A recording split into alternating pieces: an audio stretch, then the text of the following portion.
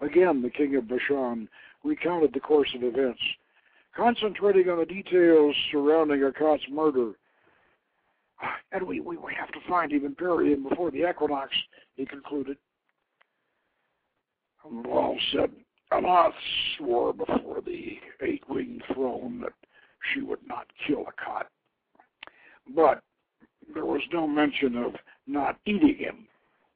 And my sister often assumes the form of Shumal, the mother of eagles.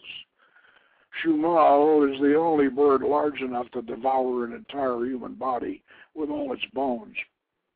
And because no god under heaven would aid her in this villainy, I am certain that she employed the services of her henchman, the warlord Yatpan, probably in the form of a lesser eagle to do the actual killing. I'd perhaps steal the bow, Daniel mused. Very likely. But if he did, he could not hold it for long. I will recover it. Well, where may I find Shumal, and how may I vanquish her? Baal says, she has a nest in a great cedar tree on the slopes of Mount Hermon. To vanquish her, you will need my mace, Yagrish, the chaser. And once you hurl it at an enemy, it cannot be avoided or repelled. Take it with my blessing, Daniel. The king of Bashan held up a magnificently balanced war club with its jagged head of black star metal clutched in a golden dragon's claw. The weapon was alive in his hands, surging with deadly power. But Daniel was not overconfident. Mount Hermon would be a 5-day forced march from Salem, and there were only that number of days left before the equinox. Now, if I can only reach Mount Hermon in time, he muttered. Well, you have just enough time to recover and bury Aqhat, and only if you stop for nothing, no matter how important it may seem, Baal warned. A raven flew in through the open fly of Yatpan's tent and perched on Anath's shoulder. And as the bird chattered its message into her ear, the war goddess's expression contorted, and she stiffened, and it stiffened into a fierce mask. Daniel has entered the well of souls on Mount Moriah, she muttered through clenched teeth. Well, and that's the end of him, Yatpan observed.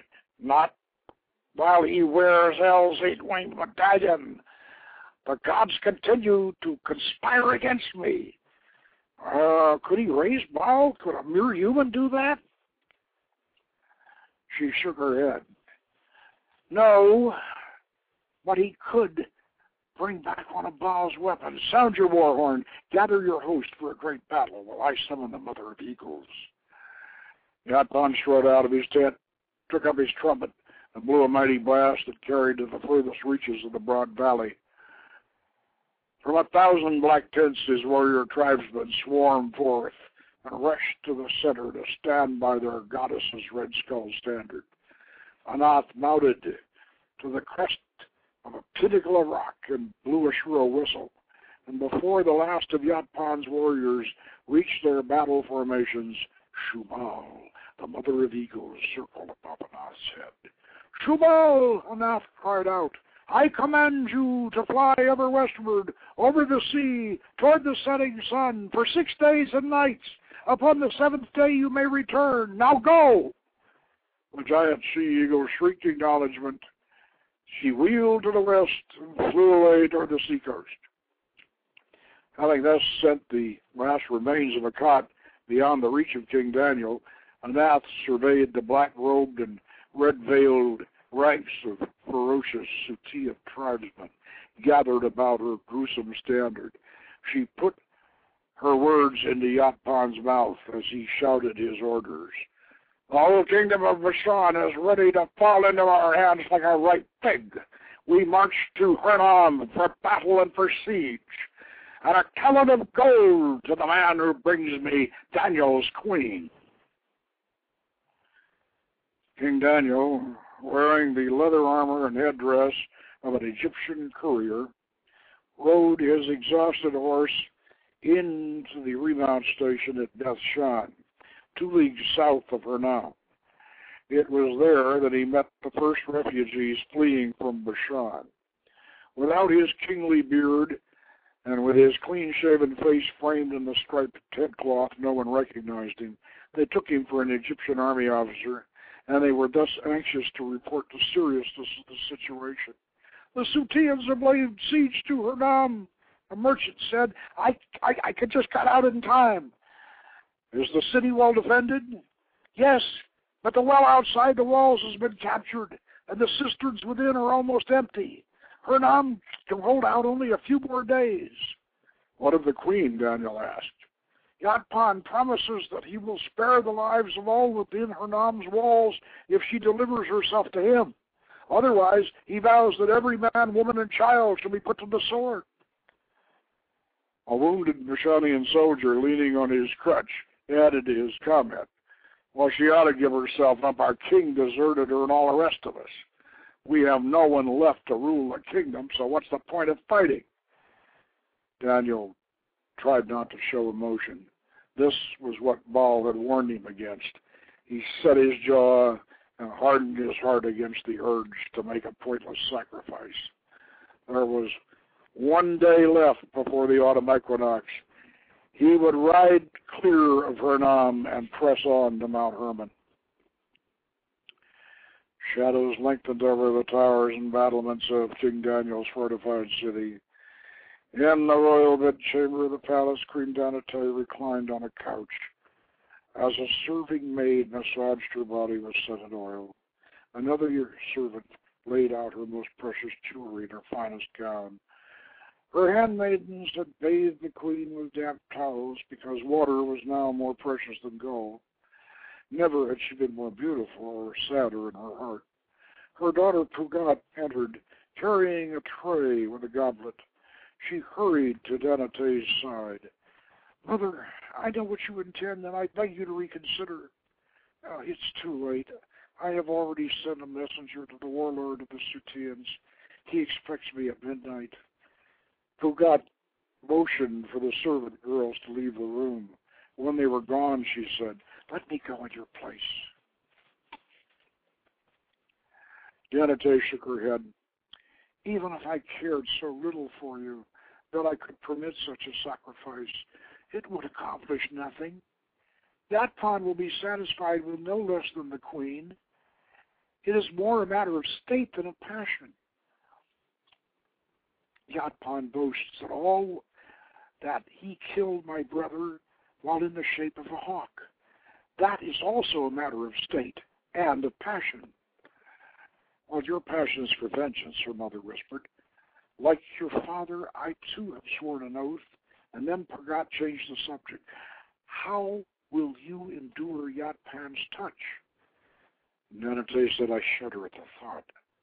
Unmixed wine might help, she said, offering the goblet to her that she had brought. In a few moments after drinking the wine, O.T.A's head began to nod, her eyelids fluttered shut, and her chin fell upon her breast. By late afternoon of the final day, King Daniel sighted the great cedar tree on the slope of Mount Hermon. It was the tallest in the forest, and the nest in its topmost branches was of such a large, uncommon shape that he had no doubt that it was Shumal's eyrie. Carrying Baal's magical lance slung over his shoulder, he climbed with reckless haste, reaching the nest before the sun dipped below the horizon. But the clear skies were empty around the entire circuit of the compass. Where was the fearsome bird? Daniel had not considered the possibility that Shumal would be occupied elsewhere. There were 5 eggs in the nest. Each one of them was as big as a wine jug. As he examined them, he noticed a spreading crack in one of the shells. A glistening beak was starting to emerge. The egg was hatching. Soon the blind, slimy head of a fledgling eagle had emerged and was screaming for its mother. Yes, Daniel said, as he unslung his weapon and made himself ready for battle. Call your mother. Before the last rays of the sun had died, Shumal came winging back over the sea, following the faint sound of her newborn's cry, for a mother's instinct overcomes even the command of a goddess. And as she swooped down to protect her young, she felt her feathered breast struck, her bones shattered, and her great heart burst. The meteor-headed Yagrish had found his mark. Shumal tumbled like a broken tree limb to crash on the rocks below. By the time Daniel had climbed down to reach her, the mother of eagles was dead. He cut open her gizzard and found the few nearly digested fragments of human bone that were the last remnants of Prince Aqhat. And yet they were enough to bury, and on the border of Bashan was less than a league to the south. He would inter the prince deep under the cairn of stones before midnight, and a proper tomb could be erected later. Two of Yatpan's warriors roughly escorted Pugat into their master's tent. The warlord had been expecting Queen Danate, but when Pugat pulled back the hood of her mantle, Yatpan exploded in rage. "What trick is this? The queen sends a wench in her stead? Cut this whore in pieces and feed her to the dogs." Pugat drew herself up proudly. "I am the only daughter of King Daniel of Bashan," she said. This mollified Yatpan somewhat. He motioned his guards to release her. "I am a virgin, I suppose?" "Most assuredly, my lord," she said. "Well, why did your mother not keep her word?" "Well, her monthly curse came upon her suddenly, and she thought I would give you more pleasure."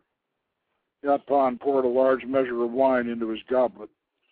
It was a sensible answer. An unclean woman would have displeased him, and this way he got to have them both, for he would surely mount the queen in a few days hence. And with a wave of his hand, the warlord dismissed his guardsmen. He grabbed Pugat's gown by the bodice and ripped that clinging linen from her body. She stood naked before him with her chin held high. "Do with me as you will, my lord," she said.